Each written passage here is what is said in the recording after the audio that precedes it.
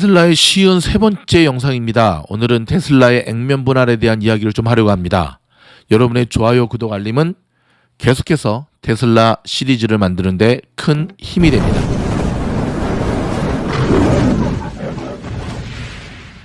안녕하십니까, 미즈노리 팀장입니다. 자, 오늘 굉장히 흥미로운 기사가 떴습니다. 바로 테슬라의 액면 분할에 대한 이야기인데요. 특별히 블룸버그에서 자, 보시면 이걸 한번 볼까요? 쭉 내려보죠. 야, 자, 블룸버그에서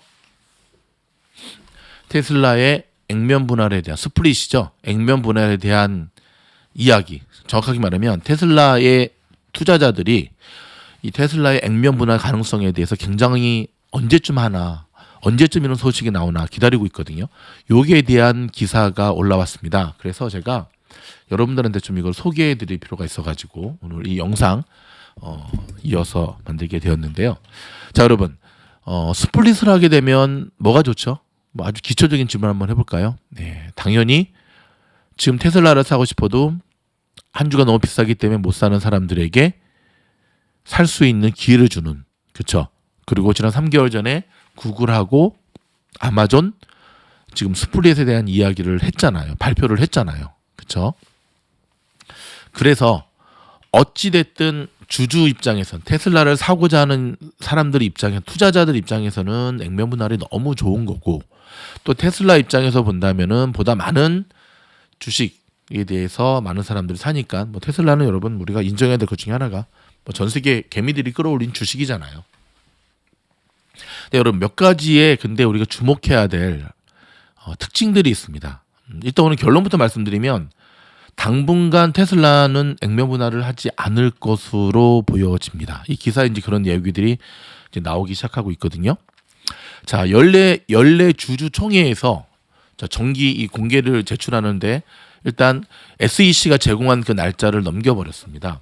여기에 대해서 일론 머스크 테슬라의 CEO가 어떤 얘기를 했냐면, 그렇죠, 월요일 증권 신고서에서 올해 말까지 이거에 대한 이임장을 제출할 수 없을 것이라고 말하면서 12월 31일 회계연도가 끝난 후에 주주 이임장 제출 마감일인 4월 30일에 지금 이렇게 직면하게 됐다라는 얘기를 쭉 하고 있으면서 현재로서는 테슬라 정기 주주총회의 최종 이임장의 성명이 지난 회계연도 종료 후 약 120일, 그렇죠? 120일 이후 제출할 것으로 예상하고 있다. 그렇다면 지금부터 따지면은 3, 4, 12, 4개월 안에는 이런 일이 없을 거다라고 지금 유출해 볼 수 있는 거죠.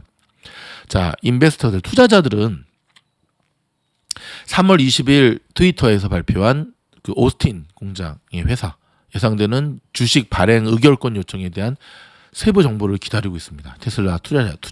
근데 정확히 말씀드리면 테슬라 투자자들뿐만 아니라 지금 가장 핫한 종목이니까 월가가 기다리고 있는 거죠.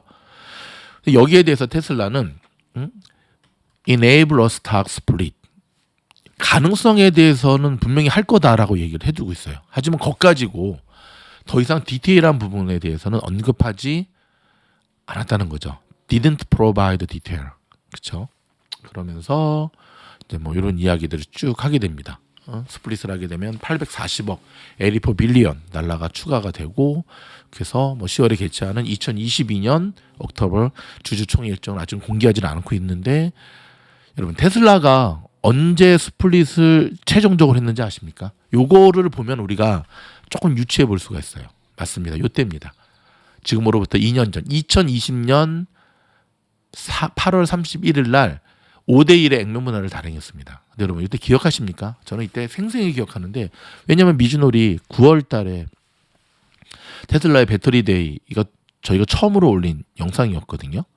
근데 그렇다면 자, 테슬라가 요때예요. 딱 2020년 8월 30일 요때가 테슬라가 액면 분할을 했던 요때거든요. 그러면 여러분 요때가 어떤 시기였는지 아십니까? 테슬라의 역사를 보면 네, 당연히 S&P 500 지수에 편입될 것으로 생각을 했는데 밀렸던 날이었죠. 그렇죠? 엣지한테 밀렸던 날이었고, 그래서 한국의 수많은 기사에도 테슬라가 S&P 500 지수 편입을 당연히 될 거라고 지금부터 여러분 네이버에 찾아보면 나오거든요. 했는데 보기 좋게 탈락이 되면서 테슬라가 이렇게 쭉 흐르게 됩니다. 그러면서 이제 이거를 끌어올리기 위해서 9월달에 배터리 데이도 하게 되고 그 다음에 이제 호재인 S&P 500 지수 편입에 대한 소식이 나오면서 테슬라가 이때부터 시작해서 보시다시피 이때까지 2021년 요때까지 그렇죠. 최고점을 찍게 돼요. 물론 그 전에 이제 900번 한번 찍고 다시 쭉 바닥까지 내려와서 지옥을 경험하다가 작년 11월에 1243이라고 하는 최고점을 찍게 되는 거죠. 자, 여러분 테슬라가 이 액면 분할을 했던 기록들을 쭉 보면은요. 일단 액면 분할을 기가 막히게 한 기업이 있는데 어느 기업이냐면 애플입니다. 애플은 액면 분할을 통해서 시가총액 1위. 물론 이제 그것만 통해서 1위가 된 건 아니죠. 하지만 액면 분할 발표 후에 그때 벌써 이제 2020년이죠. 애플의 주식이 올라서 굉장히 좋은 타이밍을 보여줬고 스플릿 발표를 가장 어리석게 한 종목을 꼽으라고 한다면 저는 아마존이라고 생각하고 싶어요. 아마존의 사실 스플릿은 올해가 아니라 재작년에 했어야 됐었죠. 가장 핫하게 막 쳐 올릴 때. 그래서 3,500, 3,600 그때 딱 스플릿을 했었다고 한다면 지금 좀 더 좋은 모습으로 나올 텐데 하나 참 많은 아쉬움이 있고 그 다음에 이제 아쉬움이 구글에 대한 부분인데 테슬라가 이를 모를 리 없습니다. 근데 자 보시면 최소한 자 머스크는 이 테슬라 주가의 움직임에 대해서 천재적인 타이밍을 갖고 있는 사람입니다. 즉 S&P 500이 당연히 편입될 것이다. 그래서 후일담을 들어보면 편입 안 된 날 엄청난 꼬장을 부렸다 그러죠. 테슬라 직원들한테. 그랬을 때 테슬라를 끌어들일 수 있는 각종 호재들을 터뜨린 것처럼 지금 테슬라 요 타이밍이 어찌 보면 굉장히 좋은 타이밍이긴 하죠. 하지만 여러분 그거 아십니까? 스플릿을 잘못하게 되면 타이밍이 안 좋으면 스플릿을 한 게 오히려 독박일 수 있다는 사실 기억하시죠? 아마 머스크 머릿속에는 그게 들어가 있는 것으로 보여집니다. 이거 이외에도 머스크는 일단 스타링크 푸틴과의 한판승 거의 뭐 스타링크 푸틴을 한 방 보기 좋게 지금 날렸죠. 러시아 해커들의 해킹을 확실히 막아내면서 테슬라가 이 정도로 보안이 철저한 곳이었나. 최근에 트위터 인수권을 통해서 일단은 적지 않은 테슬라 주주들 가운데서 실망하거나 좀 제발 테슬라한테만 신경을 쓰지 왜 저렇게 오지랖을 떠나라고 생각하는 이들을 달래기에는 너무 일찍 이 히든 카드를 좀 꺼내는 것 같아요. 그래서 지금은 아닌 거죠. 하지만 분명히 얘기를 했습니다. 스플릿에 대한 계획이 있다. 그리고 일론 머스크는 테슬라의 스플릿이 지금의 테슬라가 있기까지 얼마나 정확한 타이밍에 스플릿을 발표했을 때 얼마나 큰 원동력, 상승의 동력이 되어 왔다는 걸 알고 있기 때문에 타이밍을 잘 지켜보고 있을 겁니다. 오늘 블룸버그는 언제 이 테슬라가 실적 발표를 할 것인가에 대한 날짜는 명시하지 않았지만 SEC가 정한 제출 기한을 넘겼다는 걸 봐서 당분간은 넘어가겠구나라고 하는 기사를 실었고요. 여러분 투자에 도움이 되는 영상으로 저희가 준비를 했습니다.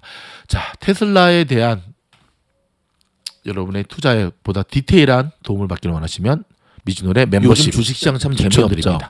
광고를 끝으로 마무리하겠습니다. 매일 스트레스의 연속이죠.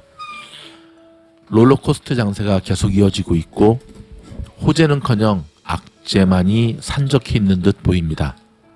여러분, 공부하는 자만이 살아남는 시장이 계속 이어지고 있습니다. 미즈놀 클래스에 오셔서 한번 체험해보지 않으시렵니까? 화면에 보시는 대로 오픈 영상은 누구나 보실 수 있는 통키 뉴스와 책 읽어주는 미즈놀, 멤버십은 매일 2-3편씩의 영상이 업로드되면서 미즈놀이 그토록 강조하는 큰 그림을 가지고 추세를 가지고 들어가는 영상이고요. 라사모는 멤버십 가입자에 한해서 한 달 단위로 운영하는 방인데 매월 마지막 주에 모집이 되고 있습니다. A반은 현재 자리가 없네요. 길은 반드시 있습니다. 지금 같은 어려운 장세 이겨낼 수 있습니다. 여러분, 미즈놀이 어느덧 3년차가 되어갑니다. 여러분들에게 함께 그 길을 걸어가자 감히 말씀드리고 싶습니다.